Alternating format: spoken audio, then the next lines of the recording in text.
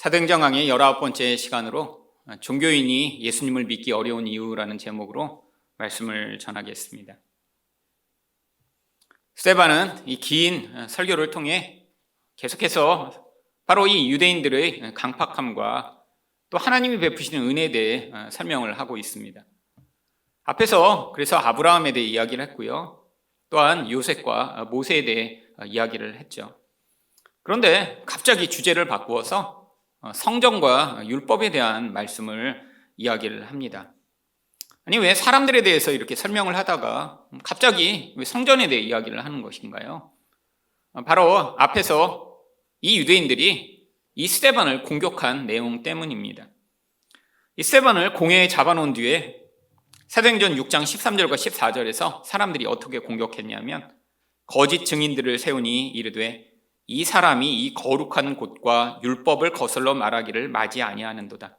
그의 말에 이 나사렛 예수가 이곳을 헐고 또 모세가 우리에게 전하여 준 규례를 고치겠다 함을 우리가 들었노라 하거늘. 지금 유대인에게 가장 중요한 두 가지가 성전과 율법입니다. 근데 유대인에게는 생명과 같은 이것을 지금 이 스데반이 이단적인 사상을 전파하며 이야기했다라고 지금 거짓 증인을 내세워 공격하고 있었던 것이죠. 원래 그래서 이 이야기를 하려고 하다가 앞에서 구약의 역사부터 지금 쭉 훑어오다 지금 바로 클라이막스적인 이 본론에 이른 것이죠. 그런데 바로 이렇게 공격하고 있는 이 내용, 성전과 이 율법에 대해 사실 이들이 이렇게 화가 나서 거짓 증인까지 세우며 공격한 이유는 이들이 바로 가장 이것들을 중요하게 여기는 종교인들이었기 때문입니다. 이 이스라엘의 성전을 수호한다라고 하는 자들이 바로 사두개인들이고요. 또한 율법을 지키기 위해서는 생명을 바치겠다라고 주장하는 자들이 바리새인들이죠. 그런데 아이러니하게도 하나님이 이들에게 주신 이 귀한 종교적 이 유산인 성전과 율법을 지키겠다고 이들은 하고 있는데, 근데 반대로 가장 강팍하고 또한 예수님을 핍박하며 교회를 방해하는 무리가 된 것이죠. 결국 이런 바리새인과 사두개인과 같은 이들은 예수님을 믿기 아주 어렵습니다. 바로 이들은 생명이 있는 그 예수 그리스도의 복음이 아니라 자기들이 만든 이 종교에 사로잡힌 사람들이기 때문이죠. 오늘 말씀을 통해 이 종교인들이 예수님을 믿기 어려운 이유에 대해 살펴보고자 하는데요. 첫 번째로 종교인들이 예수님을 믿기 어려운 이유는 영적인 눈을 가리는 세속주의 때문입니다. 44절 말씀입니다. 광야에서 우리 조상들에게 증거의 장막이 있었으니 이것은 모세에게 말씀하신 이가 명하사 그가 본 그 양식대로 만들게 하신 것이라. 지금 이 성전에 대해 이야기를 하기 전에 먼저 이 성전의 모형이 되는 성막에 대해 이야기를 하고 있습니다. 원래 이 성전이 만들어지기 전에는 하나님이 모세에게 먼저 성막을 만들라고 하셨거든요. 성막을 왜 만들라고 하셨나요? 이 성막이 하나님을 만나는 하나님의 임재의 장소니까요. 이 성막은 하나님이 아주 중요한 목적으로 주신 것입니다. 인간은 하나님을 만나야 죄를 용서받고 거기서 또 하나님의 축복을 받아야 살 수 있는 존재이기 때문에 하나님이 이런 죄인 가운데 오셔서 너희가 나한테 와서 죄의 용서를 받고 나의 축복을 구하면 내가 너희를 복을 주어 살게 하겠다라고 하나님이 그곳에 오셔서 거하시기 시작했죠. 그런데 이 성막은 이스라엘 백성들이 광야를 떠돌 때 주신 것이고, 나중에 나라가 이루어진 뒤에 다윗이 하나님이 이렇게 성막에 계시다니요, 제가 하나님을 위해 집을 짓겠습니다 그랬더니 너는 아니고 네 아들이 지을 것이다 라고 하셔서, 그래서 40질 전에 솔로몬이 그를 위하여 집을 지었느니라. 바로 이 솔로몬이 성전을 완성하죠. 여러분, 근데 이 성전이 그것이 바로 이스라엘이 이렇게 중요하다고 주장했지만 이것은 진짜를 보여주기 위한 바로 그림에 불과한 것들이었습니다. 그래서 구약에서부터 이렇게 아름다운 성전을 지었지만 48절에 뭐라고 하셨냐면, 그러나 지극히 높으신 이는 손으로 지은 곳에 계시지 아니하시나니. 여러분, 이 땅에 이렇게 아름다운 성전을 지어놔도 하나님이 거기 계시지 않는다는 거예요. 그래서 선지자들이 뭐라고 얘기했나요? 49절과 50절을 보시면, 주께서 이르시되 하늘은 나의 보좌요 땅은 나의 발등상이니 너희가 나를 위하여 무슨 집을 짓겠으며 나의 안식할 처소가 어디냐? 이 모든 것이 다 내 손으로 지은 것이 아니냐 함과 같으니라. 여러분, 이 온 세상이 하나님 거예요. 근데 어느 특정한 장소를 정해놓고 막 금칠을 한 다음에 하나님은 여기만 계셔. 이곳 아닌 다른 곳은 다 그러니까 오염된 곳이고 이것을 지키는 우리들만 중요한 사람이야라고 여기던 그들을 향해 그거 진짜가 아니야. 그냥 앞으로 올 거에 대한 그림자며 모형이야라고 이야기하고 계신 것이죠. 그럼 진짜는 무엇인가요? 바로 예수님이 오셔서 내가 참 성전이다라고 요한복음 2장 19절부터 21절 이렇게 말씀하십니다. 예수께서 대답하여 이르시되 너희가 이 성전을 헐라 내가 사흘 동안에 일으키리라. 유대인들이 이르되 이 성전은 46년 동안에 지었거늘 내가 3일 동안에 일으키겠느냐 하더라. 그러나 예수는 성전된 자기 육체를 가리켜 말씀하신 것이라. 여기 나와 있는 이 46년 동안 지은 성전은 바로 헤롯이 이후에 지은 성전입니다. 헤롯이 평생의 역적으로 아주 크고 화려한 성전을 지었어요. 근데 예수님이 갑자기 그 성전 앞에서 서시면서 이걸 헐어버리면 내가 3일 만에 다시 짓겠다라고 하시는 거예요. 예수님이 말씀하신 성전이 뭔가요? 본 자신을 이야기하시는 것입니다. 성전이 무엇인가요? 하나님이 오셔서 임재하신 곳이 성전입니다. 근데 예수님이 누구세요?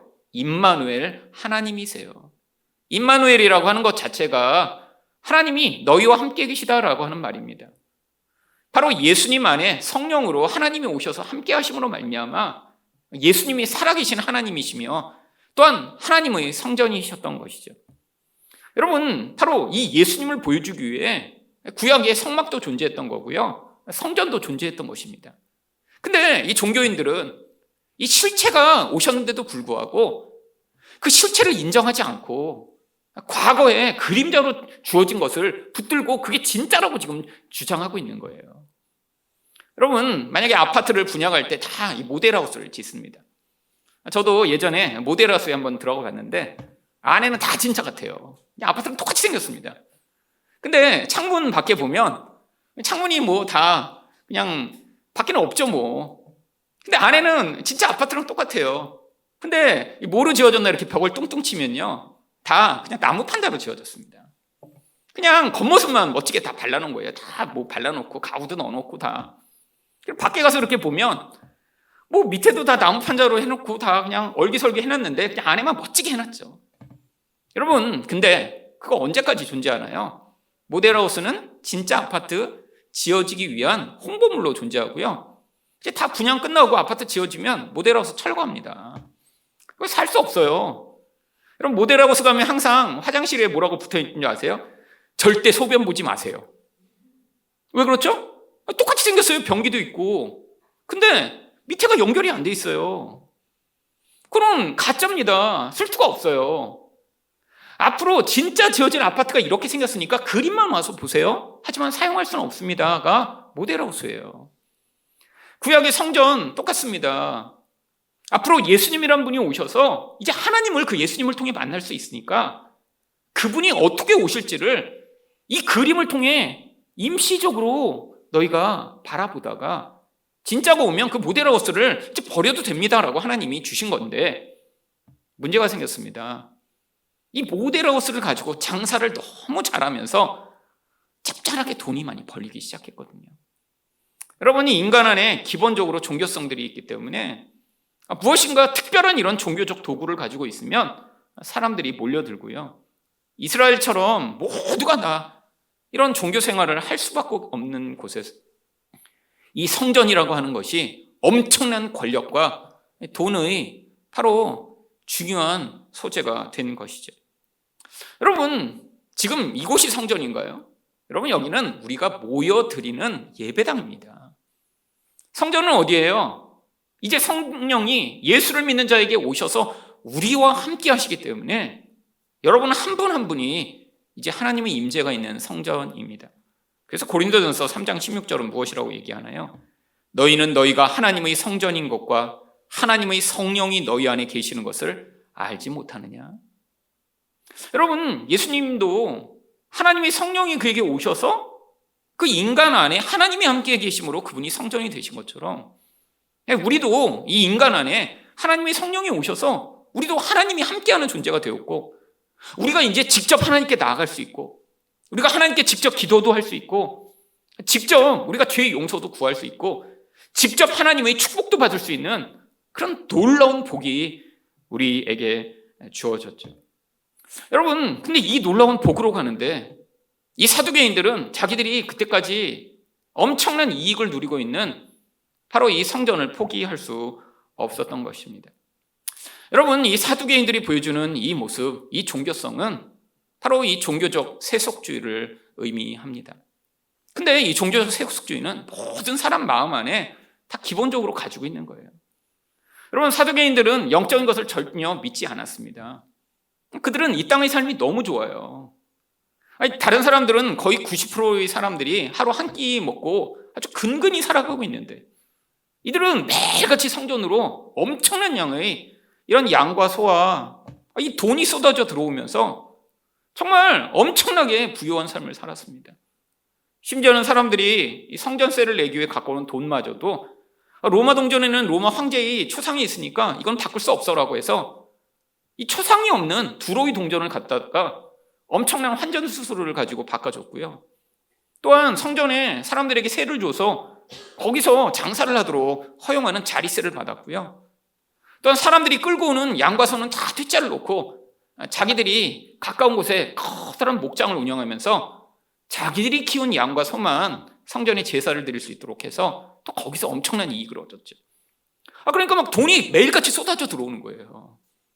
여러분, 또 이 돈을 엄청나게 많이 계속해서 누리기 위해서는 뭘 해야 되냐면 권력과 결탁을 해야 됐습니다. 그래서 이들은 엄청난 뇌물을 이 헤롯 가문과 로마한테 주었어요. 아니, 계속 자기 권력과 이 돈을 유지하기 위해서는 상납을 해야죠, 또. 그래서 권력과 유착돼서 지금 이 땅이 하나님 나라예요. 여러분, 그래서 이들은 메시아가 올 거라고도 믿지 않았습니다. 이미 메시아가 왔다라고 이들은 믿었어요. 수백 년 전에 마카비가 우리한테 이 성전을 돌려준 게 그가 메시아다라고 믿었고요. 부활도 없다고 믿었고요. 천사도 없다고 믿었어요. 여러분, 이들은 부활, 미래 이런 거 믿을 필요가 없어요. 여기서 다른 모든 사람들보다 우리가 훨씬 더 행복하고 잘 살고 있다고 믿었기 때문이죠. 여러분, 이 종교적 세속주의는 사실 모든 사람들에게 기본적으로 가지고 있는 속성입니다. 아니, 이 세속주의라는 게 눈에 보는 것을 의존해서 그게 마치 전부인 양 살아가고자 하는 이 세상 사람들의 물질주의와 똑같은 개념이에요. 근데 거기에 뭐만 붙은 거예요? 바로 이 종교성이라는 것만 추가된 것입니다. 여러분, 세상 사람들 사는 거 보세요. 여기가 전부라고 살죠. 여러분, 세상 사람들이 이 땅이 눈에 보이는 그 세계가 전부라고 믿고, 그러니까 거기서 내가 목숨 걸고 내가 원하는 모든 것들을 누리고 행복하게 하기 위해 살아가는 그 모든 본질. 근데 그게 그냥 종교성만 가지고 옮겨온 거예요. 여러분, 근데 문제가 바로 이런 세속적 종교성을 가지게 되면 이 하나님 나라를 받아들이거나 예수를 믿는 게 점점 어려워집니다. 물론 이들도 종교성을 가지고 있기 때문에 교회 안에 들어와요. 그리고 본인도 예수를 믿는다고 주장을 합니다. 근데 이들이 늘 바라보고 기대하는 건 무엇인가요? 이 땅에서 나의 문제가 해결되고 내가 복을 받는 것이죠. 여러분, 근데 하나님이 이런 어린아이 수준의 이런 종교성을 가진 사람까지도 교회로 불러 모으시기 위해 때때로 은혜를 베푸시며 사용하시는 경우가 있죠. 한국 교회가 그랬죠. 여러분, 한국은 5, 60년대 정말 가난했습니다. 지금 이렇게 너무 한국이 잘 살게 되면서 정말 옛날에 우리가 얼마나 못 살았는지 정말 기억 못하는 그런 세대가 왔지만, 사실 제가 저도 그냥 엄청 나이가 많은 건 아니지만 제가 초등학교 때만 해도 저희 학교에도 겨울이 돼도 파카가 없어서 얇은 옷을 입고 온 애들이 있었어요. 정말로 그래서 벌벌벌 떨면서, 근데 그런 애들이 꼭 뭐라고 그래요? 안 추워, 안 추워. 그래서 저는 어려서 그렇게 생각했어요. 쟤네들이 진짜 그냥 통짜로 태어났나? 어떻게 이렇게 안 춥다고 그러지? 근데 나중에 보니까 또 두꺼운 옷을 어디서 구해가지고 입고 와요. 보니까 돈이 없어서 못 입은 거예요. 돈이 없어서. 여러분, 어려서 그런 아이들이 있었습니다. 도시락 싸우라는데 도시락 안 싸서 맨날 남의 거 훔쳐먹는 놈들. 근데 진짜 집에서 도시락을 싸줄 형편이 안 되는 아이들도 있었죠. 여러분, 지금은 너무 다 풍요하게 됐잖아요. 여러분, 그런 상황에서 하나님이 이 교회로 사람들을 불러 모으기 위해 하나님이 한국에도 이런 어리석은 세속주의적 마음을 가지고 오는 자들을 막지 않으셨어요. 그들이 교회로 오도록 때로는 하나님이 기적도 보이시고 또 하나님이 그런 말씀을 전하는 자들에게도 은혜를 베푸셨어요. 여러분, 지금 보면 어떤 교회들에서 막 이 땅의 그런 복을 이야기하며 사람들을 불러 모으는 그 행위들을 보면 참 어이가 없기도 합니다. 여러분, 한국에서 제일 큰 교회가 어떻게 만들어졌나요? 요한 3서 1장 2절에 있는 사랑하는 자여 내 영혼이 잘된 같이 내가 범사에 잘되고 강건하기를 바라노라. 이거 인사말이거든요. 그냥 잘되기 바란다고 인사하는 거죠. 그냥 다 잘됐으면 좋겠어. 근데 이 인사말을 가지고 그 교단의 신학을 만들어냈습니다. 어떤 신학이죠? 오중복음, 삼중축복. 복음은 하나밖에 없습니다. 근데 왜 복음이 5-5개나 된다고 그래요? 왜 구체적으로 하나하나 다 그 복음이라는 거예요? 예를 들면 중생도 받아야 돼요. 근데 또 성령 충만도 받아야 되고, 그 다음에 아프면 안 돼요. 그래서 치유의 복음도 있습니다. 아프다가 치유 못 받은 사람은 그러면 복음을 경험 못한 거예요. 그 다음에 축복도 받아야 돼요. 이 세상에서. 마지막은 또 천국도 가야 돼요. 그래서 오중복음이에요. 오중복음. 여러분, 아니 아플 수도 있죠. 아니 이 땅에서 물질적인 축복을 못 받을 수도 있죠. 근데 여기서 한층 더 나아갑니다. 이렇게 오중복음을 누린 자는 또 뭘 받아야 돼요? 삼중축복을 받아야 돼요. 그래서 영적인 축복을 일단 받아야 돼요. 마음이 불안하거나 두렵거나 힘들면 안 돼요. 복을 받아서. 그 다음에는 환경적 축복이 있어야 돼요. 주변에 내 가정, 내 자녀, 내 사업장에 복이 막 쏟아져서 다 잘 돼야 돼요. 마지막으로 육체적 축복을 받아서 아프면 안 돼요. 근데 이게 그 교단의 신학입니다. 이게 인사말에서부터 그냥 신학이 됐어요. 아니, 그러면 성경을 한번 보세요. 예수님의 제자들은 여기 나오는 이 오중 복음과 삼중 축복을 다 누렸나요? 아니요. 가지고 있는 것도 내놨잖아요. 자기 배. 지금으로 얘기하면 여러분 고깃배 비쌉니다. 몇 억씩 해요. 그거 내려놓고 예수님 쫓았어요. 아니 바울사도 계속 아파서 하나님께 기도했습니다. 하나님 너무 힘듭니다. 고쳐주세요. 그랬더니 내 은혜가 내게 족하도다. 안 고쳐주세요. 근데 바울이 뭐라고 그래요? 너희는 나를 본받으라. 나는 부족한 게 없다라고 이야기를 합니다. 여러분 이게 바로 세속주의적 종교성이죠. 근데 사람들이 여기에 열광했습니다. 열광해서 그 교회에 100만 명이나 모였죠. 전 세계에서 제일 큰 교회가 됐습니다. 여러분 근데 그게 바로 우리의 모습 아니었나요? 여러분 똑같습니다. 우리도 하나님께 실망할 때가 대부분 어떤 때예요? 바울 사도처럼 내가 복음을 전하는데 이렇게 나도 40의 감한 매를 하나님 맞고 싶은데 저는 못 맞고 있습니다. 왜 바울만 이렇게 매를 맞고 이런 핍박에 앞장설 수 있나요? 이런 것 때문에 실망하는 사람은 한 명도 없습니다. 대부분 뭐 때문에 실망하나요? 하나님 내가 이렇게 열심히 기도했는데 왜 내 문제를 해결 안 해주세요? 하나님 내가 왜 아픈데 병을 안 낫게 해주세요? 우리 아이 이렇게 아무리 기도해도 문제가 해결이 안 되나요? 결국 나의 문제 때문에 마음 상하고 하나님께 나의 문제를 해결하려고 간구하는 것이죠. 여러분 근데 하나님이 우리의 문제에는 그럼 관심이 없으신가요? 아닙니다. 관심이 있으세요. 근데 더 중요하고 큰 문제가 있는 거죠. 여러분 아이가 아파서 병원에 데려갔다고 생각해 보세요. 의사 선생님이 주사를 막 3개나 이렇게 놓더니 이게 병이 심해서 주사를 3개나 맞아야 되는데 이거 되게 아플 거라고 그랬어요.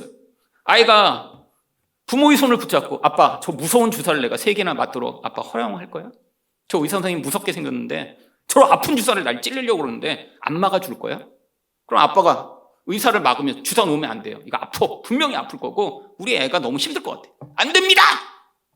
이런 부모가 어디 있겠어요. 그러면 어떻게 해요? 서로 눈짓하죠. 의사 선생님이랑. 그 다음에 팔을 잡겠죠. 그 다음에 찌르겠죠. 여러분 근데 그 주사를 맞아야 살잖아요. 하나님도 그러십니다. 여러분 하나님이 우리 인생에 개입하실 수 있잖아요. 당장 병도 낫게 하실 수 있고 아니 당장 사업도 잘 되게 해주실 수도 있습니다. 아니 전 세계를 다 가지고 계시다면서요. 제가 옛날에 늘 생각했던 거예요. 아니 전 세계를 다 가지고 계시는데 우리 집에 요만한 다이아몬드만 하나 이렇게 뚝 보내주시면 얼마나 좋을까. 제가 옛날에 그렇게 늘 생각했어요. 늘 돈이 없을 때 아니 세상을 다 가지고 계시는 하나님이 그냥 그 다이아몬드도 막 여러 곳에 묻어놓은 거 다 아실 텐데 우리 집에서 이렇게 다이아몬드가 뚝 이렇게 솟아나오면 얼마나 좋을까. 여러분들 하나님은 그런 식으로 일하시지 않잖아요. 아니 우리 더 근원적인 문제를 하나님 먼저 회복하고 변화되기를 원하십니다. 여러분, 근데 우리 하나님이 놀라우신 점은요. 아니, 이런 세속적 마음으로 하나님한테 이거 주세요, 저거 주세요라고 강구하는데 이 나쁜 놈아, 내가 너한테 이런 귀한 생명과 복을 줬는데 어떻게 이런 걸 간구해라고 우리를 쳐내시지 않는다는 거예요. 여러분, 이런 간구에도 불구하고 하나님이 용납하시고 그 부족한 수준대로 은혜를 베푸시며 이끌어 가시는 분이시죠. 여러분, 제가 하나님을 제일 간절하게 찾았을 그 시초는 사실 저희 성적 때문이었습니다. 그래서 고등학교 1학년 때 이 간절함이 정말 그때 아주 치솟기 시작했어요. 중학교 때까지는 그렇게 힘들지 않았는데 고등학교 가서 갑자기 공부가 힘들어지면서 그때 이거 내가 하나님께 더 잘 보여야 우리 하나님이 지혜를 더 주시지 않을까? 그래서 그때 정말 엄청 종교적으로 애쓰기 시작했죠. 저희 학교 앞에 교회가 하나 있었는데 그 전까지는 지나가면서 맨날 아무 생각 없이 지나가던 교회가 그때부터 저기 가야 하나님이 날 만나주시나? 그래갖고 여러분 고등학생 때 아침에 학교 가기 얼마나 힘들어요. 저희 때는 더 일찍 갔던 것 같아요. 아침에 가서 1시간 먼저 자습하라고. 근데 그거를 30분 더 먼저 가서 그 교회에 가서 거기서 기도하고 들어갔습니다. 아직도 기억나요. 어느 날은 비가 왔는데 그 교회가 지하실에 있었거든요. 근데 방석이 물에 둥둥둥둥 떠 있는 거예요. 비가 이렇게 바닥에 져서. 근데 여러분 고등학교 1학년인데 이렇게 보면 물이 잠겨갖고 방석이 둥둥둥 떠다니는데 물이 잠겼네. 그리고 나와야 되는데 제가 그 물을 양말을 벗고 들어가서 그 물 위에 있는 방석에 무릎을 꿇고 앉았어요. 왜? 이런 특별한 일을 해야 우리 하나님이 나를 더 귀하게 보시지 않을까? 아니, 수재가 나는 이런 상황에서도 내가 기도하고 하나님께 가면 우리 하나님 보면서 와, 일승이가 어떻게 저렇게 물에 빠진 이런 교회에 들어가 기도를 하지? 이렇게 하실 줄 알았던 거죠. 여러분, 그래서 그때 열심히 그렇게 했더니 성적이 오른 게 아니라 은혜가 임했습니다. 은혜가. 아니 그렇게 하다가 하나님이 제게 찾아오셨던 거예요. 제 평생 처음 하나님이 제게 오셔서 은혜를 베푸신 때가 그래서 고등학교 1학년이었던 거예요. 아니, 저는 성적 잘 받고 싶어서 뭔가 열심을 내서 하면 하나님이 성적을 주신 줄 알고 갔는데 우리 하나님은 이 자식이 어디 성적을 그냥 이렇게 하신 게 아니라 괜찮아.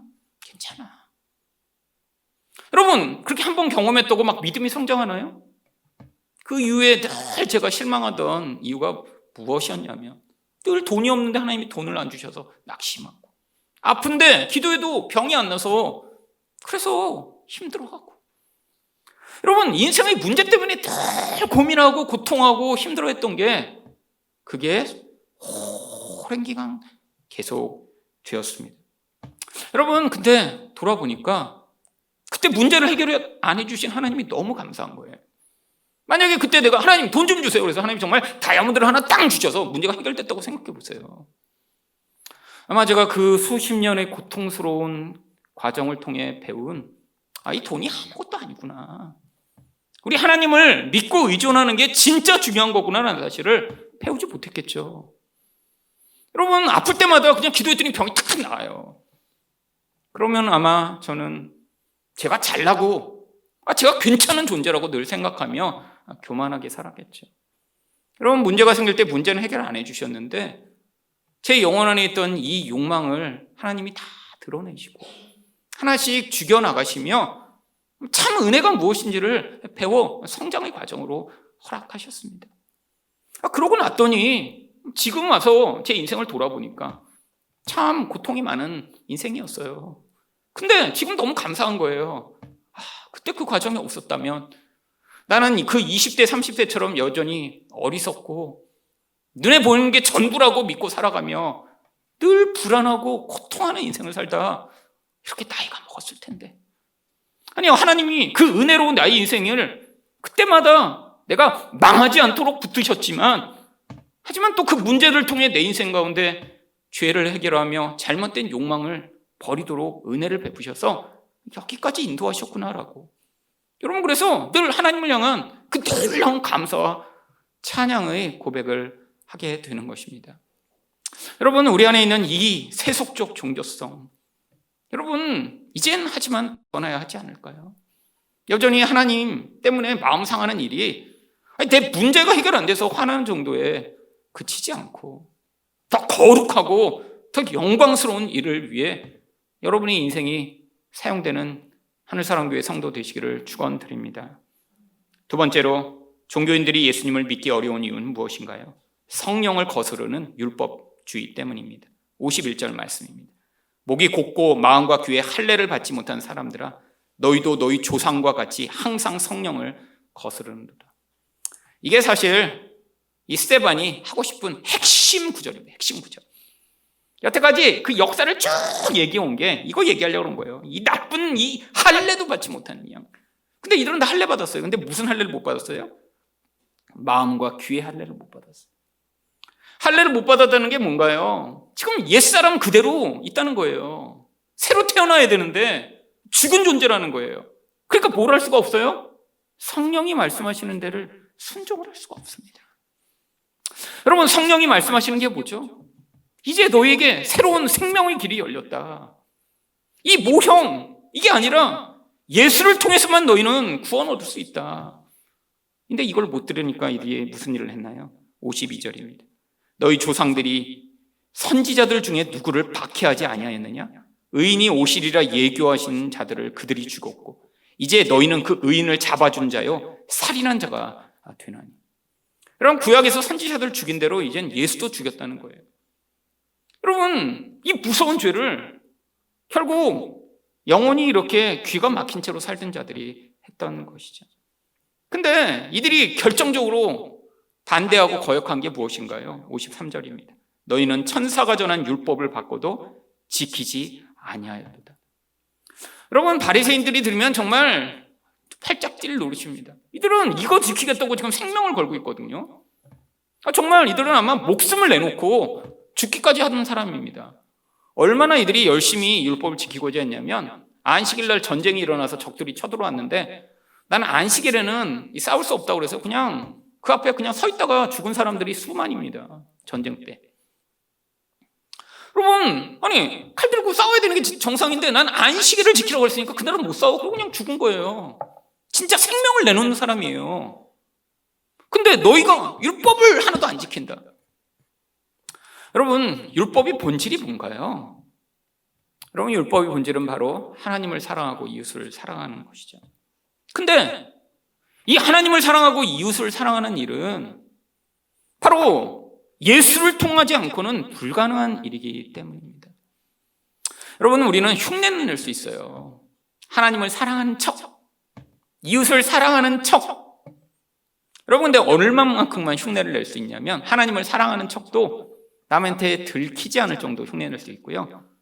그 다음에 이웃을 사랑하는 척도, 아니 가족을 사랑하는 척, 가까운 사람을 사랑하는 척 하지만 나에게 손해가 미치지 않을 정도로만 사랑할 수 있죠. 여러분, 율법의 본질은 근데 어느 정도로 하나님을 사랑하고 이웃을 사랑해야 되나요? 누가복음 10장 27절을 보시면 대답하여 이르되 내 마음을 다하며 목숨을 다하며 힘을 다하며 뜻을 다하여 주 너희 하나님을 사랑하고 또한 내 이웃을 내 자신과 같이 사랑하라 하였나이다. 이게 구약 율법 전체를 한 문장으로 압축한 거예요. 하나님을 어느 정도로 사랑해요? 전부를 다해 사랑해야 돼요.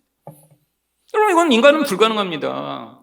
인간 안에는 이 자기 자신이라고 하는 자기 욕망이 가득하기 때문에 하나님을 그렇게 사랑할 수가 없어요. 이웃은요, 내 몸처럼 불가능하죠. 여러분, 자기 가족도 자기 몸처럼 사랑하지 못합니다. 여러분, 아니 그래도 사랑의 가장 아이콘인 엄마도 새벽에 애가 자꾸 울면 짜증나요. 그렇잖아요. 막 사랑으로 키울 것 같지만 밤에 아니 나 졸린데 왜 자꾸 깨워? 화납니다. 아빠는요 2배로 화나죠. 자기가 낳지도 않고 뭐 젖도 안 주는데 왜 내가 일어나야 돼? 여러분 2배로 화나죠. 새벽마다 깨우면. 인간의 본질입니다. 인간의 본질이에요. 자기 자식도 자기 몸처럼 사랑할 수가 없어요. 아니, 여러분 가족을 진짜 여러분 몸처럼 사랑하시나요? 그럼 집에 문제가 하나도 없겠죠. 그렇잖아요. 내 생각처럼 남을 생각하며 가족을 생각한다면 가정에 어떻게 문제가 있어요? 그렇잖아요. 근데 우리는 그렇게 사랑할 수가 없습니다. 왜? 우리 안에 내 생각과 내 뜻과 내 욕망이 가득하니까요. 이게 침해받지 않는 정도로만 사랑하는 거죠. 근데 언제만 이런 사랑이 가능해요? 예수가 오셔서 우리를 다스리시기 시작할 때, 내 욕망이 나를 지배하던 그 자리로부터 벗어나야, 그래야 하나님을 향해서도 우리가 어떻게 보면 찔끔 보이는 사랑 같은 그 사랑이 성령을 통해 나타난다면 그게 온전한 사랑으로 하나님이 받아주시는 거고요. 이웃을 향해서도 내가 늘 그렇게 사랑하지 못하지만 성령이 내 안에서 움직이셔서 나를 통해 사랑을 하신다면 그 한 번의 사랑조차 하나님은 네 몸처럼 사랑한 것이라고 인정해 주시는 것이죠. 여러분, 그런데 이 종교주의자들은 절대 그렇게 할 수 없습니다. 자기 사랑이 너무 꽉 차 있어요. 하나님을 섬기는 것도 왜 섬기는 거죠? 나 자신이 이렇게 종교적으로 괜찮은 사람이라는 걸 인정받고 싶은 거고요. 다른 사람 앞에서도 내가 얼마나 잘난 존재인가, 그거를 확증받고자 종교 생활을 하는 거예요. 여러분, 누가복음 18장 10절부터 12절에 전형적인 바리새인과 세리 예가 나옵니다. 두 사람이 기도하러 성전에 올라가니 하나는 바리새인이요 하나는 세리라. 바리새인은 서서 따로 기도하여 이르되 하나님이여, 나는 다른 사람들 곧 토색 불의 간음하는 자들과 같지 아니하고 이 세리와도 같지 아니함을 감사하나이다. 나는 일에 2번씩 금식하고 또 소득의 11조를 드리나이다. 여러분, 이 종교주의 특성이 정확하게 드러나 있죠. 하나님 앞에서도 내가 괜찮은 자라는 사실을 나의 종교 행위를 통해 자꾸 인정받고 싶은 거예요. 근데 꼭 누가 필요해요? 비교 대상이 필요하죠. 나는 저 사람보단 나아. 근데 거기에 하필 세리가 있었어요. 이건 아주 그냥 확연하게 구분되죠. 그러니까 이 세리와도 같지 않냐고. 여러분, 근데 이게 사실은 또한 우리에게 아주 익숙한 모습입니다. 왜요? 여러분, 인간의 종교성이라는 건 항상 어떤 규칙을 잘 지킴으로 내가 괜찮은 존재라고 인정받고자 하는 이 강렬한 열망을 가지고 있기 때문이죠. 여러분, 우리 죄된 본질 안에서 가장 거부하는 단어가 뭐냐면 은혜라고 하는 단어입니다. 이 인간의 본성과는 안 맞아요. 세상에서는 은혜라는 게 존재하지 않기 때문이죠. 여러분, 누군가 여러분한테 잘해주세요? 그러면 항상 의심하셔야 됩니다. 가족 빼고는 다 의심하셔야 돼요. 여러분, 가족이 아닌데 여러분에게 굉장히 잘해요. 그러면 의도가 있는 거예요. 의도가. 세상에 은혜는 없습니다. 물론 그 범위가 이제 영적인 가족까지는 이제 조금 늘어나야죠. 교회를 나오시니까. 그래서 여기서 누군가 잘해주시면 저분은 정말 사랑을 많이 가지신 종교적 율법주의에서 벗어나신 분이시구나 이렇게 해야지, 무슨 의도가 있길래 저 장로님이 나한테 이렇게 잘하시지? 이러면 안 됩니다. 여기서는 이제 그걸 벗어난 사람들이 연습하는 곳이니까 해봐야죠. 근데 세상에서요, 누군가 친절해요? 누군가 괜히 잘해줘요? 여러분, 세상에 없습니다, 은혜가. 여러분, 그러니까 인간은 끊임없이 뭘 하고 싶어요? 이 은혜 말고 하나님 앞에서도 내 의를 쌓아서 뭔가를 하나님 앞에 쌓아나가 그걸로 당연한 결과를 얻어내기를 원하죠. 여러분, 근데 우리가 다닌 과거의 많은 교회들은 이런 여러 가지 규칙들을 만들어냈습니다. 어떤 건 성경에서 나온 것도 있어요. 근데 대부분은 보면 성경에서 나오지 않았는데 그냥 교회가 규칙을 만들어내서 그 규칙을 강요합니다.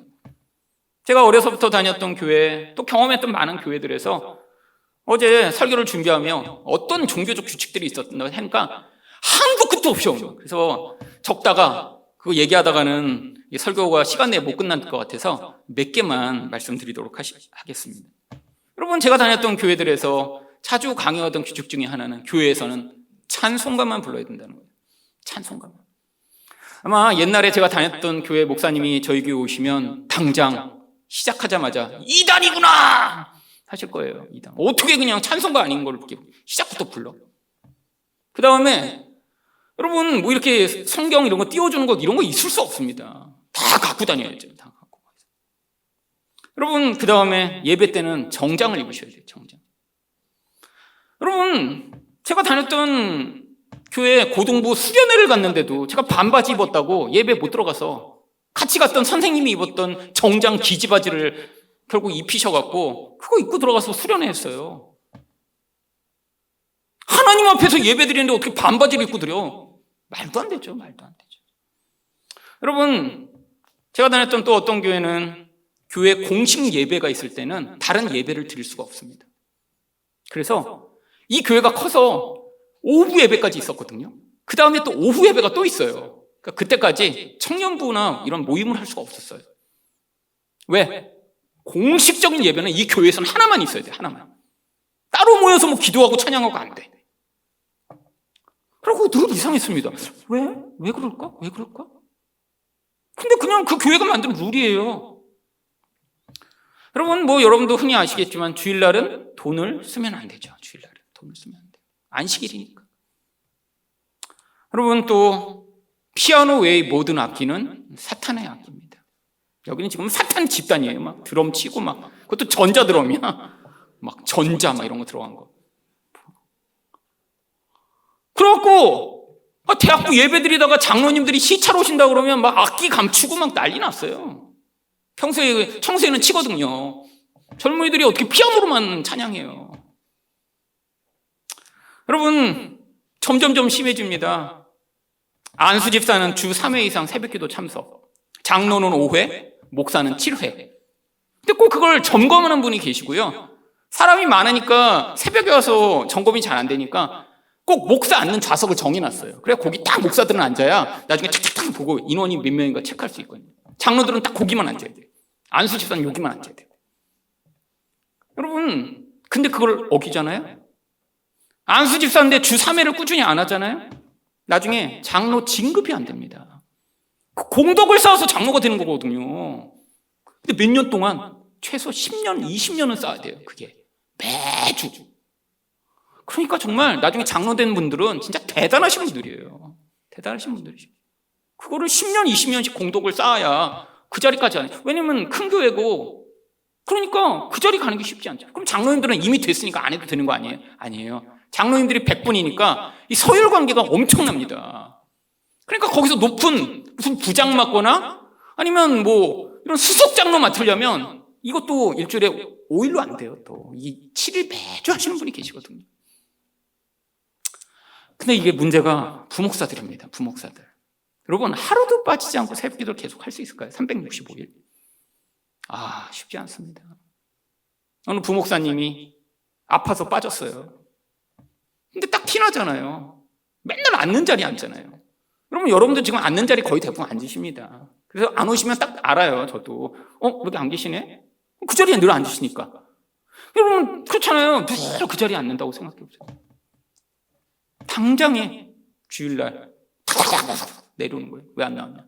목요일 왜 새벽에 안 나왔냐? 그래서 불려가서 심할서 쓰고.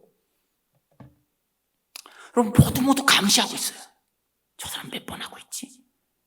저 사람은 헌금 얼마나 하지? 여러분, 제가 그런 교회들을 다니며 마음 안에서 늘 무슨 생각이 들었냐면, 이상하다. 예수 믿으면 이렇게 안식을 누린다는데 교회 다니니까 더 힘들어. 아니, 예수 믿으면 자유가 있다는데 이건 점점 올가매서, 심지어는 제가 다니던 어떤 교회는 그 역에 내리고 나면 그 교회로 걸어가서 교회가 보이기 시작하면 그때부터 스트레스가 돼서 막 공황장애에 걸리는 거예요. 교회를 못 가겠어요. 너무 이 눌림이 심해갖고. 교회를 가는데 누가 나를 보면서 뭐 잘못했다고 걸리면 어떡하지? 특히 그때 제가 좀 나쁜 짓을 많이 했거든요. 대학생 애들 주일날 뭐 사 먹지 말라고 그러는데 대학부 주일 예배 드릴 땐 또 못 모이래. 그러니까 대학부 예배는 항상 저녁 때야.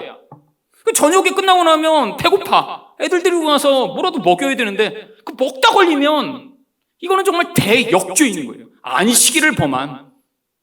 그러니까 맨날 데리고 가서 야, 망을 봐라. 교회 아는 분이나 양복 입고 성경책 든 분이 지나다니시는지 봐라. 그래갖고 서로 눈치 보고 한 명씩 내보내고 먹다가. 그러면서 이거 이상하다. 아니, 이게 진리면 생명을 걸고 우리가 지금 지켜야 되는데, 아니, 딴 교회는 아무 데도 그렇게 하지 않는데 왜 우리 교회만 이렇지? 근데 그때는 제가 답을 몰랐어요. 답을. 저도 몰랐어요. 아니, 이 안식일 지키라고 돼 있는데 이거 지켜야 되는 거 아닌가? 근데 왜 남들은 안 지키지? 그럼 안 지켜도 되는 건가? 답이 없었던 거예요. 그 답을 찾고자 제 안에 깊은 고민과 갈망 끝에 답을 찾아낸 거예요. 구약의 안식일은 지금 주일과 아무 관계가 없습니다. 그 구약의 안식일은 바로 예수님이 오셔서 우리에게 주실 안식을 그림으로 보여준 거예요.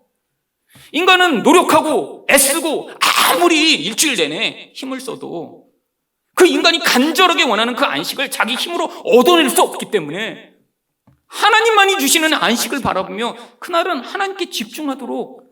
근데 그 안식이 언제 주어진다고요? 수고하고 무거운 짐진 자들아 다 내게로 오라 내가 너희를 쉬게 하리라고 하신 우리 예수님을 통해서만 주어짐을 보여주기 위해 구약의 안식일에는 일하지도 말고 뭐 사 먹지도 말라고 하신 거예요. 여러분, 이 답을 찾아내기까지 수십 년이 걸렸습니다. 수십 년이. 근데 한편으로는 또 은혜죠. 여러분, 아마 그런 눌림과 제 안에 있는 갈등이 없었다면 저도 지금 답게 없을 거예요. 왜 그렇지? 근데 그냥 다 주일날 사 먹으시면 뭐 아무 말 못 하겠죠. 그러다가 가끔씩 이건 아닌 것 같은데 하면 또 한 번씩 야단치고 그런 목사님들 많이 계십니다, 요즘. 교인들 다 지금 주일날 다 그냥 사드시잖아요. 뭐 돈 쓰는 거 뭐 이렇게 막 이거 고민하세요? 막 그때 이거 누가 보면 어떡하지? 저도 그냥 주일날 사요. 이제는 아무 상관없어요. 여러분, 하나님이 천국에서 보고 계신다고 생각하세요? 회개하십시오. 우리 하나님 그런 분 아니에요. 여러분, 하나님이 하늘에서 막 보고 계시다가 김 집사 오늘 슈퍼에서 720원 썼구나. 그래 그 장부에 올려놓고 막. 아니, 우리 하나님 그렇게 쪼잔하고 진짜 그렇게 그냥 이상한 하나님으로 만들어 놓고 그리고 그 하나님이 주시는 은혜를 받으라고 얘기하다니요. 이 율법주의적 이 태도 지금 우리가 너무 많이 아직도 영향을 받고 있습니다. 근데 제일 무서운 건 뭔지 아세요? 이 인간의 두 가지 종교성이 짬뽕된 거예요. 짬뽕. 기복주의와 율법주의가 짬뽕된 겁니다. 이게 제일 무서운 거예요. 왜? 이 기복주의와 율법주의는 어느 종교나 다 보편적으로 있는 것이거든요. 여러분, 원래 불교는요 가서 이렇게 그 신한테 빌고 복 달라고 하는 종교가 아니에요. 원래 이 부처의 가르침은요, 네가 고행을 통해 수련을 해서 그 모든 욕망을 끊어내. 그래서 자유를 얻으라라는 게 부처의 가르침이에요. 좋은 가르침입니다, 아주. 물론 우리가 아무리 애써도 그 욕망을 끊어낼 수 없으니까 그게 고해가 되는 거죠. 근데 자기는 했다는 거예요. 나는 그 욕망을 벗어났으니까 너희도 나를 따르라. 그래서 깨달은 자라고 스스로를 부처라고 부른 거예요. 근데 지금 불교 다니는 분들이 그렇게 수행을 해서 깨달아 부처처럼 되려고 하나요? 99.9%는 다 뭐예요? 가서 이거 하잖아요. 빛나이다 우리 아들 아들 낳게 해주세요. 어떻게 됐어요? 이 인간의 무서운 기복주의와 율법주의가 불교를 먹어버린 거예요. 원래 전파된 불교는 아니었는데 이 한국 사람들이 이 토속적 기복주의가 얼마나 강력한지 불교 전체를 먹어버렸어요. 더 이상 한국 불교 가운데 원래 부처가 가르치던 그 인간의 수행을 통한 그 고결한 자리로 나아가고자 하는 그런 불교는 지금 1%도 남지 않았습니다. 여러분, 종교 자체가 바뀌었어요. 지금 다 절에 가서 다 뭐 하죠? 다 그냥 이거 하고 있어요, 다. 여러분, 유교요? 유교도 마찬가지죠. 여러분, 어디 유교에 조상님께 제사를 드려야 그 조상이 복을 주고 제사 안 드리면 저주를 준다고 되어 있나요? 근데 한국에 들어와서 유교가 어떻게 변했어요? 제사를 잘 드려야 조상이 복 준다라고 하는 율법과 기복으로 바뀌어버렸어요. 이게 한국 사람들이 특이한 종교성입니다. 유대인들은 그냥 하나만 했어요. 그냥 난 사두개인이면 사두개인이야. 그냥 나는 바리새인이야. 그래서 서로 만나지도 않고 서로 그냥 아주 대척됐는데 한국 사람들은 이 융합을 잘해요. 융합. 하이브리드. 야, 정말 종교성이 누구보다 탁월합니다. 유대인보다 훨씬 높아요, 수준이요. 이 둘을 다 짬뽕해서 뭐 합니까? 열심히 주일 성수해서 복을 받으려고 하죠. 여러분, 인터넷에 주일, 복 이렇게 쳐보세요. 설교가 수백 개가 뜹니다. 목사님들이 한 설교예요. 주일 성수하는 자에게 복이 있습니다가 주일 설교 제목으로 엄청나게 많이 있습니다. 아마 요즘 하신 설교만 올라와서 그렇지 아마 30년 전 설교 다 유튜브에 올렸다면 아마 거의 대부분의 설교가 그럴걸요. 여러분, 한국 사람들은 뭔가를 해서 그걸로 결과를 얻어내려고 열심히 하는 거예요. 근데 더 문제가 뭔지 아세요? 그런 간증을 하시는 분들이 중간에 한 분씩 계십니다. 예전에 제가 사역했던 교회에 제가 이제 떠나고 미국에 유학 갔는데 여전히 그 교회 홈페이지에 가끔씩 들어가 설교도 듣고 그랬습니다. 근데 그 교회가 이제 건축을 한다고 막 그러는 거예요. 그래서 어떻게 건축하나 또 궁금해서 또 가서 봤어요. 몇 천억짜리 예배당을 짓는데요. 그래서 속으로 될까? 또 궁금하고 그렇게 큰 걸 지어 어떡하나 막 호기심이 있어서 또 가서 봤어요. 그랬더니 또 건축을 위한 특별 집회를 한대요. 그래서 보니까 막 유명한 목사님들 와서 설교하세요. 근데 보니까 또 어떤 장로님이 오셔서 설교하시더라고요. 간증하시더라고요. 그래서 이제 목사님들 설교는 아는 분들이고 그래서 빤하죠. 여호와의 전을 건축하라 학기에 말씀 갖다가 이제 설교하시는 게 너무 빤하니까 장로님 간증을 왜 하루를 세웠지? 그래서 제가 그걸 클릭해서 들었습니다. 근데 유명한 분이에요. 사업해서 이름 얘기하면 알만한 분이에요. 그러니까 이제 세웠죠. 큰 교회니까. 근데 이분이 옛날 자기 간증을 하시더라고요. 옛날에 이제 어느 교회를 섬기시는데 그때 사업이 막 어려웠을 때였던 거예요. 근데 교회가 건축을 시작한 거예요.